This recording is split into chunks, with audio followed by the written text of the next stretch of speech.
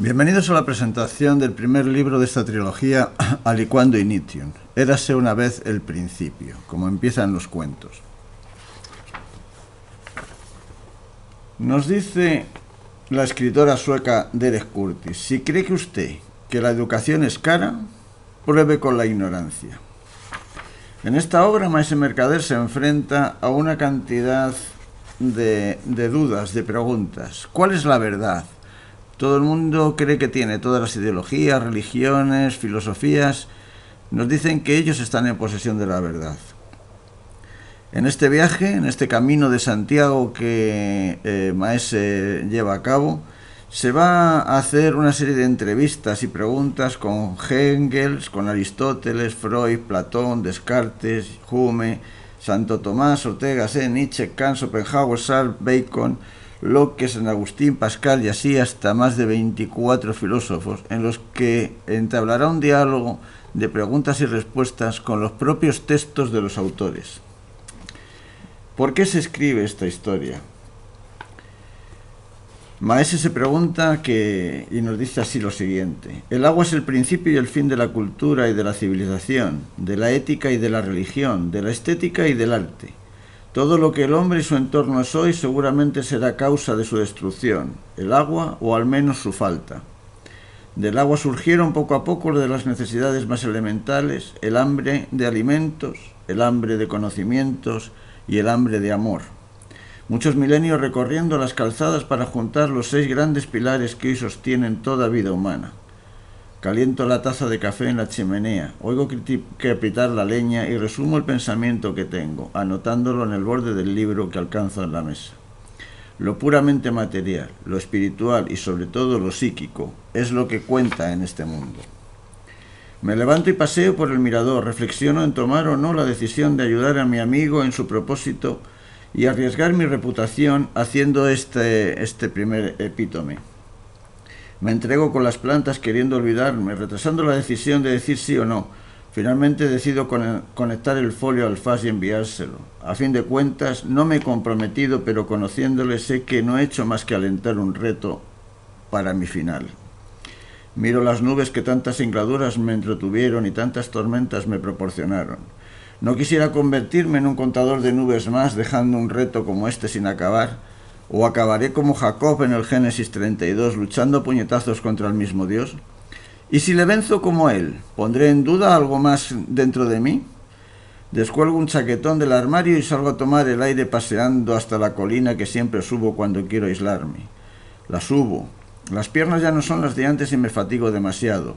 Me paro 3 veces antes de coronarla y me siento en la piedra de siempre. Saludo a la encina, ya somos viejos conocidos, y me ha relatado muchas cosas que sus hojas vieran. Me sonríe cuando hay sol y llora conmigo agitando sus ramas con el viento. Vuelvo al principio, pues tengo la boca seca y me dejé la botella de agua. Esa agua que todo lo inicia, que compartimos ella y yo desde siempre, esa encina y yo. Lo siento, vieja amiga, mi memoria ya no es la de antes. Hoy no podemos brindar. ¿Cuánta razón tiene Miguel Sánchez Vicente? Si estás en cada hombre y en su interioridad, ¿por qué no te descubro? Quizás no sé mirar. Maese nos quiere decir cuál es la verdad, dónde está, en qué religión, en qué asociación, en qué ideología. Continúa diciéndonos: reflexiono mientras me asomo las piernas y pongo las piernas en una posición mejor. El aire enfría mi cara y me siento bien. ¿Por qué me siento bien alejado, aislado de mis semejantes y en compañía de la naturaleza? Hasta hoy tuve ansia de conocimientos de cultura y me pregunto ¿para qué? ¿Para estar mejor en soledad? ¿A esa conclusión llego? He comprobado que estudiar una enciclopedia sin seguir ninguna norma equivale a sumergirse en un piélago de conocimientos encerrados en sus páginas sin dejar nada claro. Desde pequeño me acostumbré a pensar, a deducir, a indagar, llegando a enseñar a mis alumnos que la cultura se adquiere mediante la extracción de un esquema que nos proporcione la visión de conjunto y nos haga alcanzar las correspondientes relaciones innegables entre las diferentes partes de ese algo. ¿De qué sirve la información parcial? Me río cuando veo exigir a los acusados de algo oír todas las versiones para salir indemnes de un tribunal mientras ellos enseñan lo que les interesa a sus hijos de manera coartada. Me río de los que abanderan los derechos, libertades y tolerancias mientras queman las sedes contrarias o los libros que no les aplauden. Ya podrían leer aunque fuese a Voltaire, liberal de toda la vida, cuando dice: aunque deteste lo que me digas, defenderé con todas mis fuerzas tu derecho a decirlo. Imagino por un momento dónde estaría el mundo si solamente hubiera una opinión.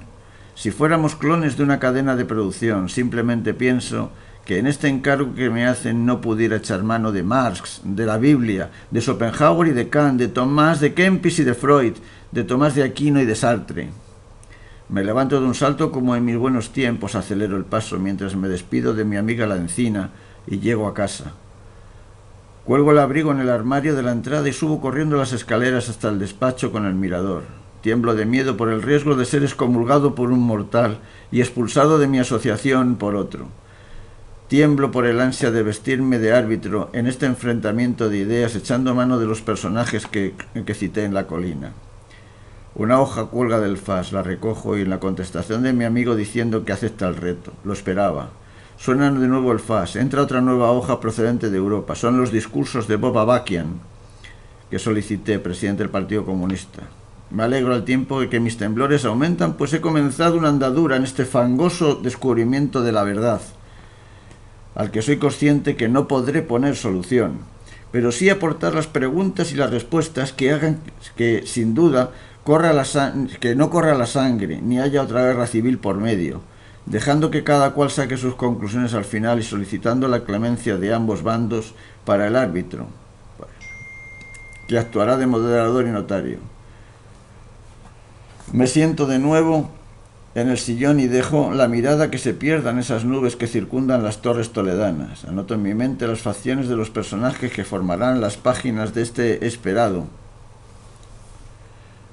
He aumentado y superado hasta la actual. Reflexioné del mismo modo que yo, en que dichas personas se educaron en escuelas y colegios construidos gracias al trabajo de obreros con años de formación y de prácticas en su oficio, con los planos de algún arquitecto, con la financiación de los banqueros y la cultura de los profesores, formando todos ellos un equipo. Daba igual la ideología, todos eran un equipo, todo era una ciudad.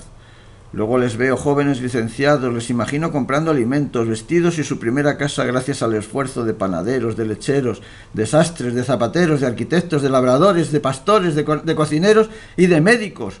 Todos ellos unidos, ayudados en las depresiones por los consejeros espirituales y aferrados a su fe, cada uno la suya. Sin ellos este libro no hubiera podido escribirse porque, ¿para qué? Si todos leeríamos siempre la misma hoja. Tampoco podría escribir esta obra en soledad para mi encina. Si lo consigo, no se debe únicamente a los pensadores, ideólogos y filósofos cuyos nombres mencioné anteriormente, sino también a una ingente multitud de organismos y cerebros con los que personalmente puedo estar o no de acuerdo. Pero debo defender, como decía Voltaire, la libertad con mayúsculas, aportando la información directa y no tergiversada de las fuentes, y no subjetiva y manipulada por mí tampoco. Me alegro en pensar que para mi objetivo final es que toda la sociedad ha colaborado en ella. Es un esfuerzo social, una muestra no solo de cultura, sino también de la capacidad de pensamiento del hombre. Me levanto porque no quiero ser un adoctrinador más de pacotilla, ni un docente de tebeo. Espero que les guste la obra y disfruten con ella y aprendan. Quizás encontremos cuál sea la verdad en la tierra o en el cielo. En esta primera obra, Maese nos enseña a saber vivir y a saber pensar para buscar esa verdad. La siguiente quizás nos enseñe a saber morir. Muchas gracias por su atención.